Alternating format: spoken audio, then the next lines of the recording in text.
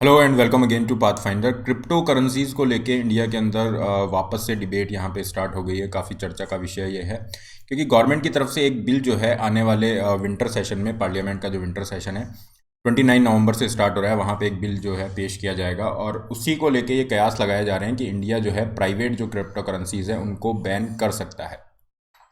क्योंकि इस बिल के प्रोविजंस को हम देखेंगे तो यहाँ पे एक मेजर प्रोविजन रेगुलेशन के रिगार्डिंग ये है कि जो प्राइवेट क्रिप्टो करेंसीज है उनको इंडिया की तरफ से बैन किया जा सकता है और इसके साथ इंडिया एक ऑफिशियल डिजिटल करेंसी के साथ भी आ सकता है और ये ऑफिशियल डिजिटल करेंसी आरबीआई के द्वारा लॉन्च की जाएगी।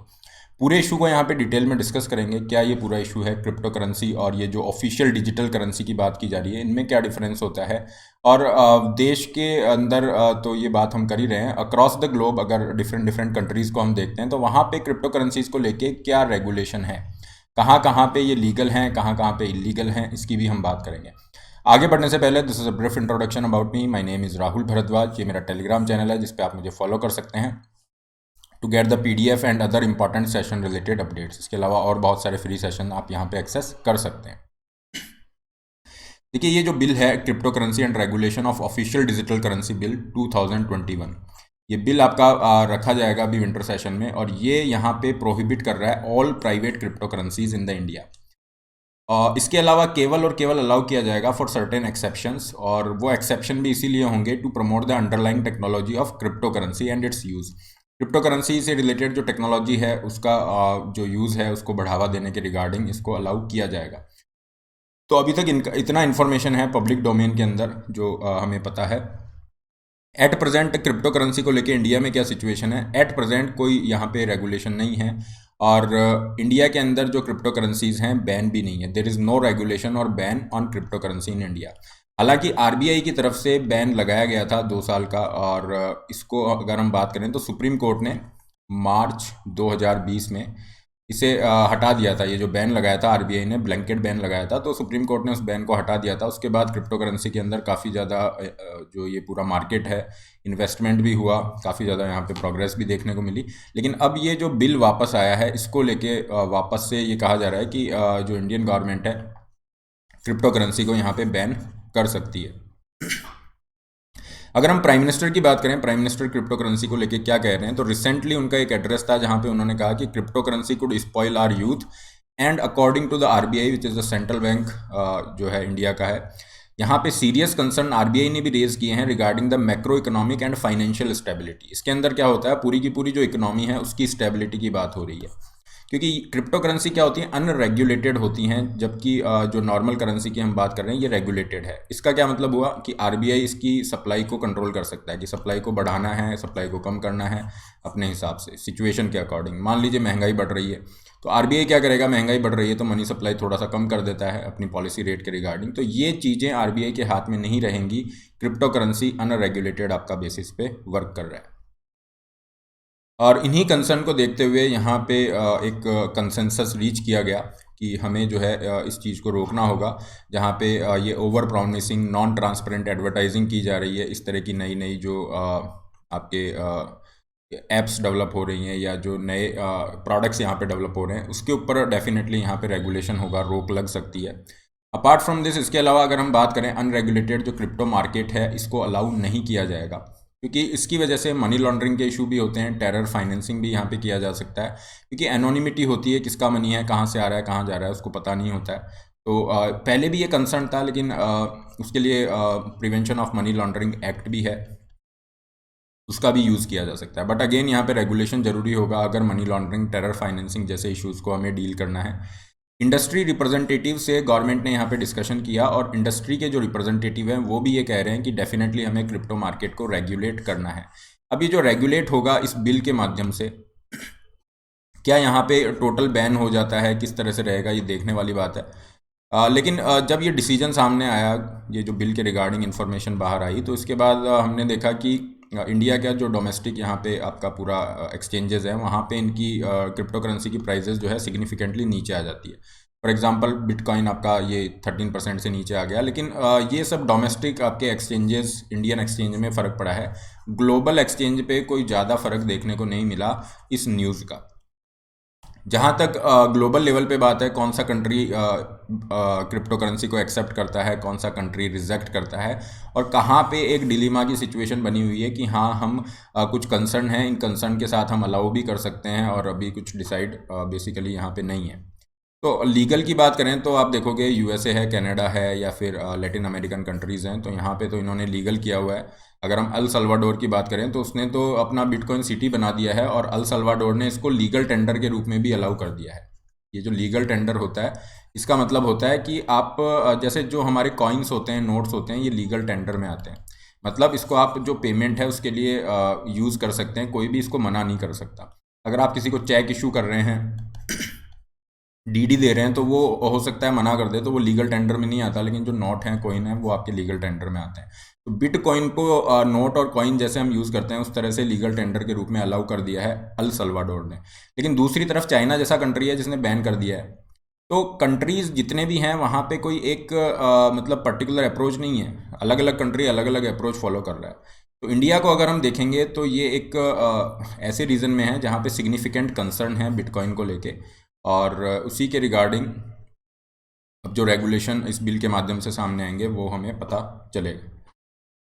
तो most of the country do not recognize cryptocurrency as a legal tender. लेकिन एक चीज़ यहाँ पे हमें कॉमन देखने को मिली, अल सल्वाडोर का एग्जांपल छोड़ देते हैं, बाकी जितने भी कंट्रीज़ हैं वो इसको लीगल टेंडर के रूप में रिकॉग्नाइज नहीं करते। मतलब पेमेंट और इसके रिगार्डिंग जो सेटलमेंट के लिए है, अगर आप किसी को क्रिप्टो करेंसी ऑफर कर रहे हैं तो ज़रूरी नहीं है वो पेमेंट के रूप में एक्सेप्ट किया जाएगा। ये मतलब हो गया, जैसे कॉइन और आपके जो नोट होते हैं उनको एक्सेप्ट किया जाता है। तो कंट्रीज़ में लीगल टेंडर के रूप में तो अलाउ नहीं किया हुआ है, लेकिन इन्होंने अलाउ किया हुआ है do recognize the value of these digital unit. मतलब आप इसको एज ए स्टोर, इसकी वैल्यू को स्टोर के रूप में रख सकते हैं, मीडियम ऑफ एक्सचेंज के रूप में, यूनिट ऑफ अकाउंट के रूप में। तो काफ़ी सारी जगह पे इनको अलाउ किया गया है, इसलिए इनकी ट्रेडिंग एक्सचेंज पे होती रहती है। ये जो कंट्रीज़ हैं जहाँ पे ग्रीन दिख रहा है वहाँ पे ये सब लीगल है। और यहाँ पे अगर हम बात करें, जो रिपोर्ट्स आ रही हैं, स्पेशली इंडिया टुडे की तरफ से एक रिपोर्ट थी जिसमें ये कहा गया कि इंडिया के अंदर भी चांसेस हैं कि ये जो ट्रेडिंग हो रही है एक्सचेंज के ऊपर, इसको कंटिन्यू रखा जा सकता है विद सर्टेन कंडीशन, कि अगर आप कुछ रिक्वायरमेंट फॉलो कर रहे हैं तो यहाँ पे ये चीज़ कंटिन्यू रखी जा सकती है। तो एक ब्लैंकेट बैन नहीं होगा ऐसे कयास लगाए जा रहे हैं, बट ये चीज़ अभी हमें होने के बाद ही सामने आएगी, क्योंकि पब्लिक डोमेन में ज़्यादा इन्फॉर्मेशन अभी नहीं है। और अगर ब्लैंकेट बैन हो जाता है तो ये जो ट्रेडिंग वगैरह हो रही है ये आप नहीं कर पाएंगे, और इसके रिगार्डिंग जो भी इन्वेस्टमेंट है इंडिया में वो भी इससे प्रभावित होगा। क्योंकि आज ही अगर आप ये न्यूज़ देखेंगे, ये इंडियन एक्सप्रेस के अंदर आपका पब्लिश हुआ था, इसमें मेंशन किया गया कि क्रिप्टो के रिगार्डिंग इंडिया के अंदर पिछले इस साल के अंदर आपका 500 मिलियन का ये इन्वेस्टमेंट रहा है।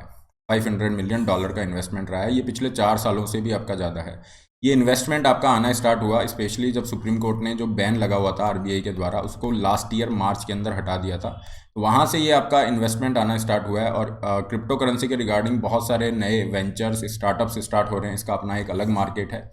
तो अगर ब्लैंकेट बैन लगा दिया जाता है तो डेफिनेटली इन्वेस्टमेंट भी प्रभावित होगा। तो यहाँ पे एक प्रैक्टिकल जो वे फॉरवर्ड है दैट शुड बी कि आप इसे रेगुलेट कर दें, ताकि जो भी आपके कंसर्न हैं, चाहे मनी लॉन्ड्रिंग के हैं, ठीक है, इन्वेस्टर्स के प्रोटेक्शन के हैं, वो सारे कंसर्न आपके पूरे हो जाएं, और क्रिप्टो करेंसी के अंदर जो भी एक्सचेंज वगैरह के रिगार्डिंग जो चीज़ें हैं वो चालू रहें। एक और इम्पॉर्टेंट यहाँ पे ये जो बिल है ये आपका अनाउंसमेंट यहाँ पे कर रहा है, cryptocurrency regulation of official digital currency bill. तो ये बिल क्या करता है, it aims to create a kind of official digital currency जो आरबीआई के द्वारा इशू की जाएगी। अभी हम देखते हैं तो आरबीआई के द्वारा हमें कॉइन्स हो गए या फिर नोट हो गए, ये आरबीआई इशू कर रहा है, ठीक है। लेकिन अब क्या होगा, एक ऑफिशियल डिजिटल करेंसी आपकी लाई जाएगी, और इसके अंदर क्या होगा, ऑलरेडी आरबीआई ने इस पर एक पायलट प्रोजेक्ट स्टार्ट कर दिया है, जिसके चांसेस हैं कि वो दिसंबर में इसी साल स्टार्ट हो जाए। इसके रिगार्डिंग एक सेपरेट वीडियो हमने क्रिएट किया था पाथफाइंडर पे, आपका ऑलरेडी अवेलेबल है, जिसमें आप समझ सकते हैं कि किस तरह से डिजिटल रुपया आपका काम करेगा। तो डिजिटल जो आपकी करेंसी होगी वो कैसे काम करेगी, और वो बिटकॉइन या अदर जो क्रिप्टो करेंसीज हैं उससे कैसे अलग होगी। सबसे पहले तो ये ध्यान रखिए कि ये एक तरह की डिजिटल करेंसी है। डिजिटल करेंसी मतलब ये केवल इलेक्ट्रॉनिक फॉर्म के अंदर या डिजिटल फॉर्म के अंदर ही एग्जिस्ट करेगी। अभी जो हमारे हाथ में कॉइन नोट होते हैं ये तो फिजिकल फॉर्म में एग्जिस्ट करते हैं, तो ऐसा नहीं होगा, वो केवल इलेक्ट्रॉनिक डिजिटल फॉर्म में आपका एग्जिस्ट करेगी, इसलिए वो डिजिटल करेंसी कहलाएगी। लेकिन अगर हम बात करें कि बिटकॉइन हो गया, एथेरियम है, डॉजी कॉइन है, ये सारे जो क्रिप्टो करेंसीज हैं, यू हैव बिटकॉइन, तो ये जो क्रिप्टो करेंसीज हैं ये भी तो डिजिटल करेंसी हैं, फिर आरबीआई जो डिजिटल करेंसी बनाएगा वो इन क्रिप्टो करेंसी से कैसे अलग होगा, ये एक क्वेश्चन आपके दिमाग में आ सकता है। तो यहाँ पे आपको ध्यान रखना है कि डिजिटल जो करेंसी होती हैं वो क्या करती हैं, केवल डिजिटल और इलेक्ट्रॉनिक फॉर्म में एग्जिस्ट करती हैं। अब इसमें क्या होता है, ऐसी डिजिटल करेंसी जो क्या है अनरेगुलेटेड है, अनरेगुलेटेड मतलब वहाँ पे कोई सेंट्रलाइज्ड अथॉरिटी नहीं है, जैसे आरबीआई यहाँ पे क्या है सेंट्रलाइज्ड अथॉरिटी है जो रेगुलेट कर रही है कि कितना पैसा जा रहा है, कितना पैसा कम करना है, पूरा मनी सप्लाई का मैनेजमेंट कर रहा है। तो इस तरह से जो आपकी करेंसीज होती हैं डिजिटल करेंसी जहाँ पे रेगुलेशन नहीं है, ओके, वो वर्चुअल करेंसी में आएंगी। और ऐसी डिजिटल करेंसी जहाँ पे क्रिप्टोग्राफी का यूज़ किया गया है और वो अनरेगुलेटेड भी हैं, अनरेगुलेटेड भी हैं, तो उन्हें हम कहेंगे क्रिप्टो करेंसी। तो जितने भी बिटकॉइन वगैरह हैं ये क्रिप्टो करेंसी हैं और डेफिनेटली डिजिटल करेंसी भी हैं क्योंकि ये डिजिटल इलेक्ट्रॉनिक फॉर्म में एग्जिस्ट कर रहे हैं, लेकिन ये अनरेगुलेटेड हैं। अब जो आरबीआई की तरफ से ये जो बिल कह रहा है कि हम एक ऑफिशियल डिजिटल करेंसी लाएंगे, तो उसमें क्या होगा, वो भी डिजिटल करेंसी ही होगी डेफिनेटली, लेकिन वो क्या होगा, रेगुलेटेड होगा। रेगुलेटेड मतलब आरबीआई यहाँ पे डिसाइड करेगा कि कितना जो है उसको सप्लाई में रखना है, नहीं रखना है, on the basis of the prevailing situation in the economy. मतलब अगर इन्फ्लेशन ज़्यादा है तो उस हिसाब से उसे एडजस्ट किया जा सके, इन्फ्लेशन कम है एट्सेट्रा, ताकि जो मैक्रो इकोनॉमिक या फाइनेंशियल स्टेबिलिटी है वो आपकी कॉम्प्रोमाइज़ ना हो। इसके रिगार्डिंग पायलट प्रोजेक्ट स्टार्ट करने की बात है और बहुत सारे कंट्री ने ऑलरेडी किया हुआ है, चाइना ने स्टार्ट कर दिया है।